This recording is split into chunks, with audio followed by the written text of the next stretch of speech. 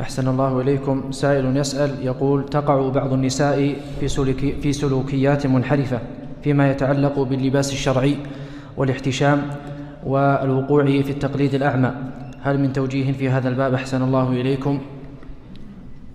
نعم.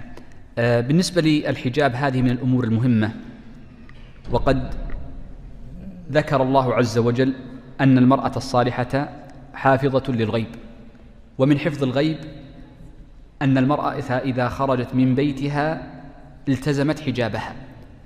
وقد جاء في الحديث أن النبي صلى الله عليه وسلم قام في النساء خطيبا ثم قال لما ذكر عيوبهن وما يقع فيهن من سبب لدخولهن النار، لما ذكر ذلك في خطبة العيد كما عند الطبراني، قال: فإذا خرجت إحداكن تبرجت في لباسها، أو نحو ما قال عليه الصلاة والسلام. فالمقصود من هذا أن النبي صلى الله عليه وسلم بيّن أن من أسباب التي تكون موجبة لدخول النار خروج المرأة متبرجة، وأن فعلها هذا ممنوع، ولذا فيجب على المرأة أن تكون أتم حشمة وأكمل في سترها. وقد قال النبي صلى الله عليه وسلم فيما روينا عند الحاكم أنه قال لفاطمة: يا فاطمة، خير للمرأة ألا يراها الرجال.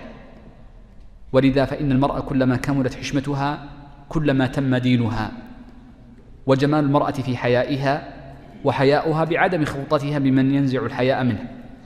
ولذا فإن المرأة كلما كانت أتم حشمة وأكمل سترا فإن ذلك من تمام كمال صلاحها وتقواها. أسأل الله عز وجل للجميع التوفيق.